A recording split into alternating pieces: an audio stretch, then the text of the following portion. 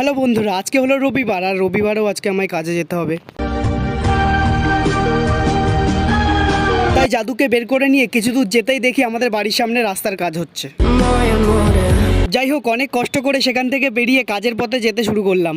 কাজের এখানে এসে দেখি একজন গাড়িতে লেবু লঙ্কা ঝুলিয়ে রেখেছে। আমরা জানি যে লেবু লঙ্কার দোকানে ঝোলানো থাকে, কিন্তু গাড়িতে কে ঝোলায় ভাই? এসব সাইডে রেখে গরমের মধ্যে কাজ করতে শুরু করে দিলাম। আর কাজ করতে করতে মনে পড়লো আজ সন্ধ্যেবেলায় আমার বন্ধুর বাড়িতে অন্নপ্রাশনের নেমন্তন্ন আছে। কাজ শেষ করে আমি আর জাদু বাড়ি চলে আসলাম। বাড়ি আসতে দেখি আমার বন্ধুরা ফোন করে আমায় বললো, কি রে, তাড়াতাড়ি আয়, তোর জন্য আম মাখা রেডি আছে। আম মাখার কথা শুনে তো ভাই আমি দৌড়ে দৌড়ে যাচ্ছিলাম, আর গিয়ে দেখি অর্ধেক আম মাখা এরাই খেয়ে নিয়েছে। তাই এখান থেকে অল্প কিছু আম মাখা খেয়ে শ্যাম্পু নিয়ে বেরিয়ে পড়েছিলাম জাদুকে ধোয়ার জন্য।